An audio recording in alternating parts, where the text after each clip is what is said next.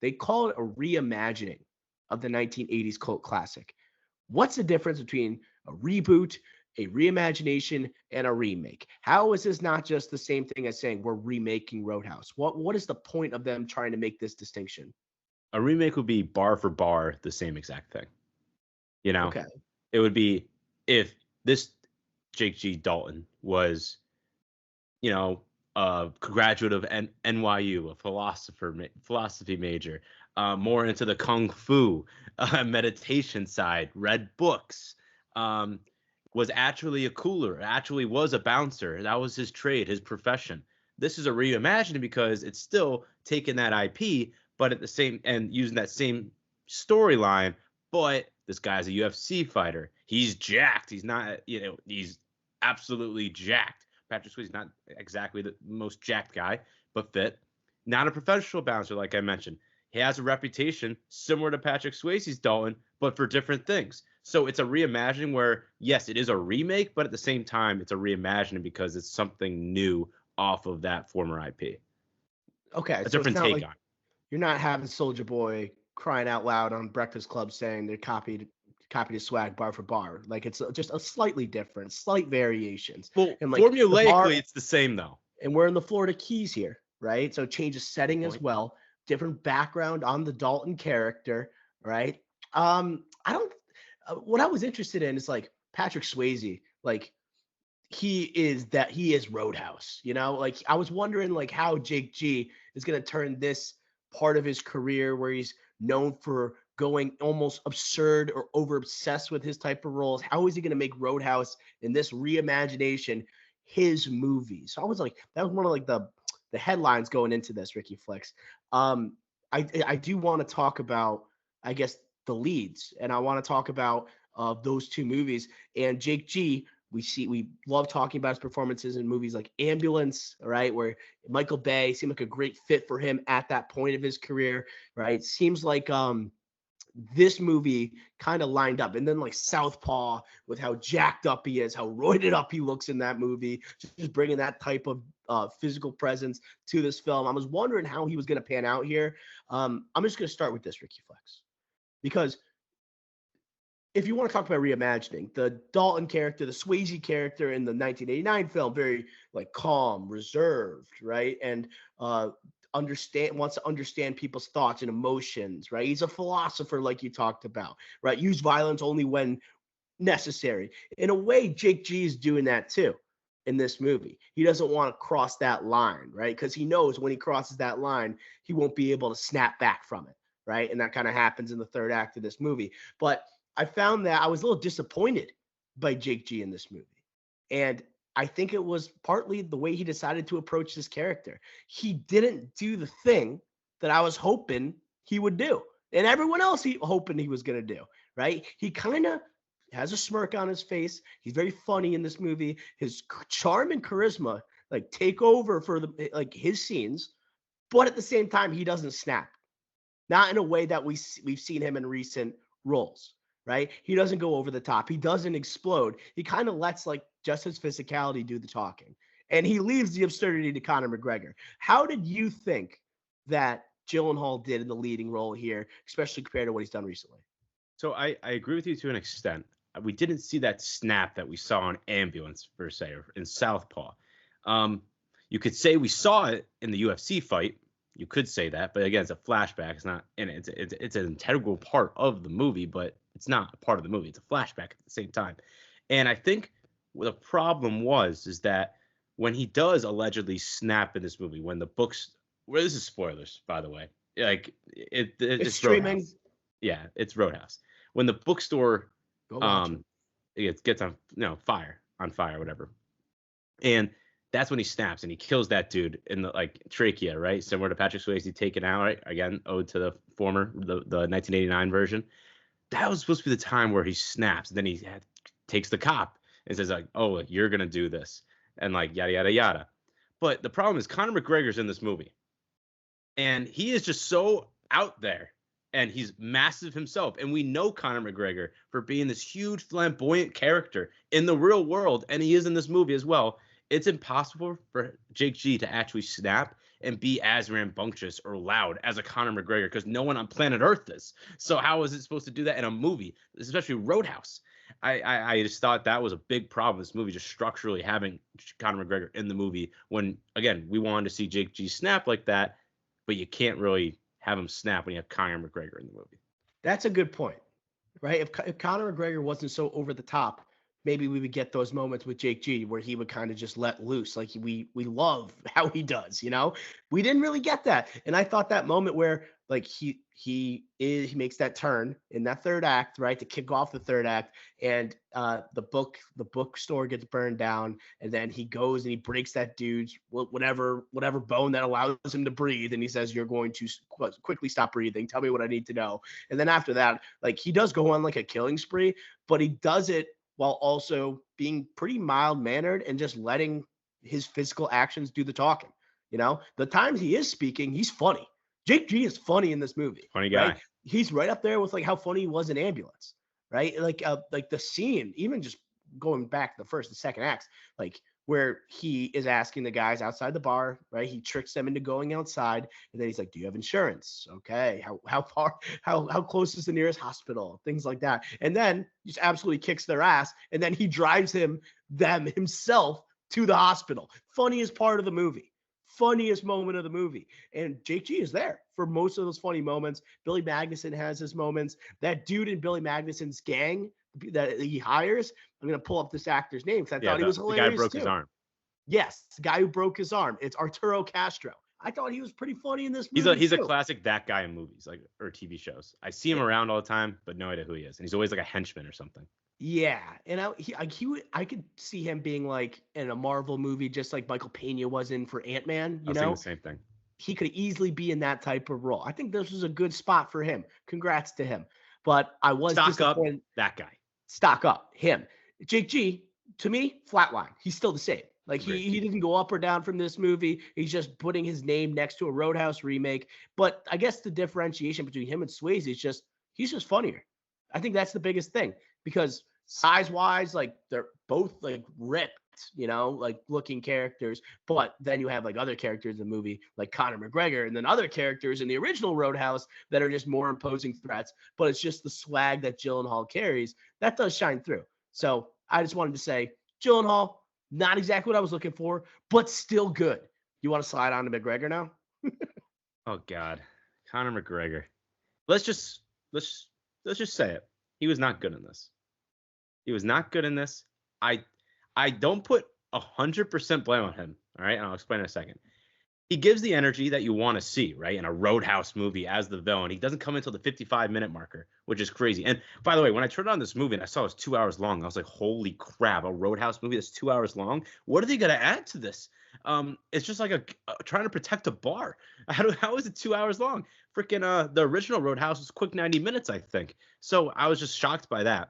But going back to McGregor, definitely he either didn't know his lines and improvised everything, or Doug Lyman literally just told him to like, hey, improvise anything, and I'm not going to give you any notes. Just be Conor McGregor. Like before you, like when you go for a UFC main event, that's what you do. Like at the weigh-in, just do what you do at a weigh-in. That's what I felt like the entire time he was on screen. Like even during the fights, the comedic timing was just off the entire time. I thought he was so bad in this, and like it was enjoyable because I was laughing at him, but I just wish I was laughing with him. Um, I feel like McGregor himself felt like he had to do a lot.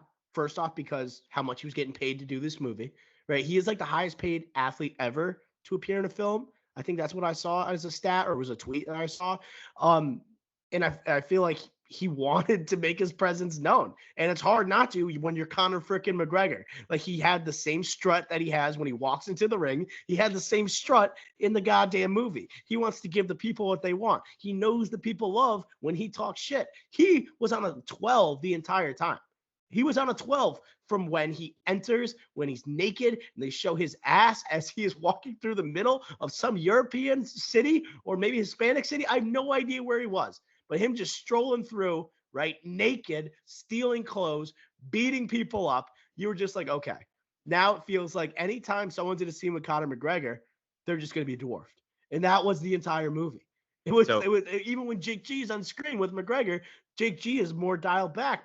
And then you have McGregor, who is just somehow, right, shining over Jake Gyllenhaal. Shining is might be a more Yeah, generous that term, but you know what I mean, where it's just impossible to divert your eyes to anything else. And some of the decisions, I know the first Roadhouse, it's a little bit absurd, but it's like winking at you. You know, it's like okay, but like they might not even know it's bad, right? It's just a different time of action movies and like fight movies are like very big at this time. And here it's like they were almost double winking at you. And it's like, watch, it's Conor McGregor. You know what he's gonna do. You know what the accent's gonna sound like. We're gonna give him a golf club and have him walk into a bar. And he's gonna say, time to go clubbing, and he's gonna start smashing shit. Like there's a point where you can be like funny and corny with the audience, but to the point that they went in this movie, I was just throwing my hands in the air. It's like no one else, might as well have no one else in the cast. It's just Conor McGregor just wrecking shit. Yeah, I think a problem with this one compared to the original is the original, I rewatched it literally right. I watched this like back to back. The original, then I watched the new one. Okay. And the original is not a good movie either. Like, No, if we're being honest, it's not good, but it's a cult classic because it wasn't aware of what it was. Like you said, it was a different era, it's just too different aware. time. And like Patrick Swayze, like think of Dirty Dancing. Like this guy, like at the time was the sex symbol, you know? And he's doing a Roadhouse movie where he's killing dudes. Like, holy crap. And the age of the blockbuster, like that movie made money, a crap ton of money at the box office. This was streaming. So it's just a different time. And it wasn't aware. This, I will say, was too self-aware. Like they Hyper literally, aware. it was hyper aware. Literally, like the signs were crazy. Like when Jake G gets to the keys and he's like, the girl's like, oh, it's like a western. Like Yeah. it's just like you just got here. She doesn't even know who you are, and you're saying it's a western. Then he's at the Roadhouse, and then, God, this is where like cut down on screen time. What even is a Roadhouse, anyways? Like, come on, like scratch that scene. You know, Ricky, all those there little was a hints. scene. There was a scene where someone at the bar yells, bar fight, just like a Ugh. kid in the lunchroom saying like food fight. I was just like, guys, you're making this is too over the top, right? You're right. It was hyper aware, Ricky Flicks. That was driving me insane. And when the girl is explaining how a Western works, I'm like, can you think your audience is any more dumber? You just you this is why this movie was on streaming and not in theaters. Scenes like that. I was thinking, like, just since we're on this topic, like, oh, what if this movie came out at the same time as the original Roadhouse? Like they switched paths, kind of. Like this was the original, right? I think it would be better acclimated to the times, but it still wouldn't be great. I don't think it would be a cult classic like the original was, because the reason why the first one's a cult classic is because it wasn't aware. This one was like so aware that I feel like it's, and again, our audience, it was like our audience is dumb. That's what it made you feel like when you were watching it. And that's why like that wouldn't be a cool, like I'll never revisit this movie. Like I Yeah. never will. Like that's sad to say. And I love Jake G. Like I might revisit a scene or two on YouTube, or if I need like a background thing to watch, like I don't know. Probably not though. I'd rather watch any other Jake G movie almost. Here's the thing. This movie would be more rewatchable if the fight scenes were actually good. I That's a didn't like the that's a good fight point. scenes in this movie, dude. I thought they weren't. There was Doug Lyman. Like I thought the scenes with Jake G at the beginning great, but like the scenes that are supposed to hit, the McGregor entering like the bar and him going one on one with Jake G, I thought that was awful. I thought that scene sucked. It was like the camera in the face of Gyllenhaal that makes it look like you're getting hit by Conor McGregor. I get what they're trying to do, but it's shaking all over the place. CGI is popping out left and right during that battle. And it's just like, dude, we have one of the best hand-to-hand combat fighters in the world. And we have Jake G, who gets very committed to his roles, looking the way he does. Can we just like throw some UFC moves in here, right? There were some that I thought worked well, and then was like, okay, this is letting you know this is Conor McGregor in the movie. They did a couple nice things there, but then later on, I was almost throwing up out of like watching my head go back and forth, up and down, trying to follow this goddamn fight scene. The choreography I thought could have been a little bit better. The camera work was a little too experimental. Just keep it simple. We want to watch Conor McGregor and Jake G duel it out. That's what we want to see. And I, then third act like fight sequences doesn't even matter. It's just like boats crashing into the bar and shit. It goes way too over the top, and we kind of knew that was coming with the Baywatch S trailer that came out a couple and months again, the ago. first Roadhouse went way over the top too, but at the time, like again, it's Patrick Swayze's crashing his Mercedes and like going in this house on a Oh, rampage of death. Like absolutely like the movie felt like it was over after he killed that guy yeah. by the lake, and then they just had an extra 20 minutes to do an over the top scene. So you knew this was coming. It's just that we're in 2024. We have bigger budgets. It's Jake G. You have Doug Liman, guy that did the Bourne Identity, Mr. and Mrs. Smith, Edge of Tomorrow, like Edge of Tomorrow, Tom Cruise guy. He's gonna get a budget and he's gonna freaking use it. So that yacht scene, the boat scene going into the roadhouse, terrible CGI, awful looking. I like experimental was the proper word with the camera work for the one-on-one fight scenes. Didn't need it. Way too experimental. That POV, like Call of Duty type of feel, or box, like what's the boxing game? Knockout type of feel. No, we didn't need that. We just wanted to see some good choreographed fighting. That's what Roadhouse is. Should be That's what it simple. is. They made it too complicated, right? You just had to play the hits here, and they didn't seem to be able to do that. I think the Conor McGregor thing, people are saying they know he's bad, but like he makes the movie entertaining. But I'd also argue, like you were saying about Jake G, like he kind of takes shine away from Jake G. He takes shine away. Like Billy Magnuson, I think is actually a pretty good actor. I thought he was actually pretty good in this He movie. wasn't bad in this. I I'll thought he say was going to that. be much worse. I thought he was going to be hamming it up like he does in other roles. I actually respected him a little bit more after watching this. I'm like, okay, I can see him like playing like a legit villain, maybe in something else, you know. And like to see him at the bar with Gyllenhaal, it gave me vibes of the 1989 Roadhouse. Okay, I forgot what the character's name was, but him talking with Swayze and he's like regal, but also like intimidating by his power that he has in terms of wealth rather than like his actual strength. But even McGregor overpowers Magnuson, so it's like maybe you needed even a bigger actor to play like the villain of this movie. I think the easy solution is it's just like you had Conor McGregor tone it down 2 notches, or you strip away some of the screen time because he really just dwarfed every single person in this movie. And I think your opinion is either going to be Conor McGregor made this movie or Conor McGregor tanked this movie. I think he tanked it. I agree. I think if again this was a reimagining, but this was already so formulaic. This is all they had to do, in my opinion. I know it's Conor McGregor, so maybe you had to get someone else to do this. But in the original, you just had the big bad. I think Dainsley, Dars, I forget what it is, but and then he had his henchman, the guy that eventually with the necklace that eventually Patrick Swayze takes his throat out by the lake near Yeah. the end.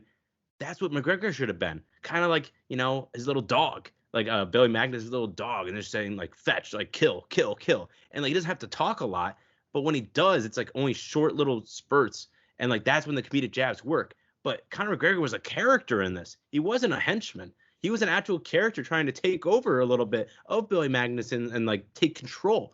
That just was too much for him. Way too much. And there wasn't enough direction by the director and the writing to kind of support that, or they just gave him too much freedom with improvisation and whatnot, and they were like basically too afraid to tell him what to do. That's my 2 cents on that situation. I think they were fully aware how crazy he was going to be just based on the performance of Gyllenhaal and also the post credit they gave The like post McGregor's credits. character. And I didn't even realize that. I looked on Twitter afterwards and they mentioned a post credit. And so I had to go back and watch it. And it seems like your takeaway after watching this is, I mean, maybe Gyllenhaal goes somewhere else and uh you have Knox, Conor McGregor following him to his next journey, or you're just going on Knox's next adventure. And my takeaway after watching that post credit, going back, I was just like, man, like McGregor, this is like even if people think he's not a good actor, this has helped his career as a Yeah. performer after UFC. And there's a lot of talk about him going into WWE, right, the wrestling world. And I think honestly, his next move should be making a phone call to Vin Diesel and joining the Fast and Furious franchise. I think that is so obvious where he needs to go next. I think Scotty Furious would actually be very pumped if we said this, like if he The heard this. problem is that he will not take a back seat. Clearly in this movie he didn't want to take a back seat. I think he wants to be the star. I think he would have took a back seat to this movie, but they wanted Conor McGregor to be Conor McGregor, So and I got he's not a world trained actor. They're just like be you, you okay. know. Well, I agree, but like let me say this. So I looked up the number. So we got at least 5.5 million for this movie. That is ridiculous. 5.5 million. That's insane. That's more than most actors, like most good actors that get like high top billing. Like JC probably got a little more, got more than that, but that's Jake G. Like this guy, like I can't believe that he got 5.5 million for this. Any other comments? Any connections to 1989 Roadhouse? Anything else from that really stuck out that we haven't touched upon yet before we hit our scores? Again, I watched the original right before seeing this one, and they did a good job paying homage, I would say, for a reimagining, not a pure remake, but still paying homage to the first one. They had the Double Deuce restaurant next to the bookstore. The Double Deuce was the name of the bar in the first one. They didn't have an Emmett character, but they still wanted to do an Emmett character, like the place where Patrick Swayze is renting out. So they had that guy, like the Chinese guy, that's saying, "Oh, Crocs don't like hide their food," next to the boat, and he would come up frequently. The black coffee at the bar. Like they still had odes to the The original. Cage Performers. The Cage Performers, exactly. So there was still enough, like, hey, like, oh, I remember that, or I remember that, like the love interest, a doctor, like there's always something here. So instead of a car crash at the end, it was a boat crash or explosion, whatever. I don't know. They tried. Then they followed the formula and they paid like homage to the original, which I like. But again, it was a reimagining that followed the same formula.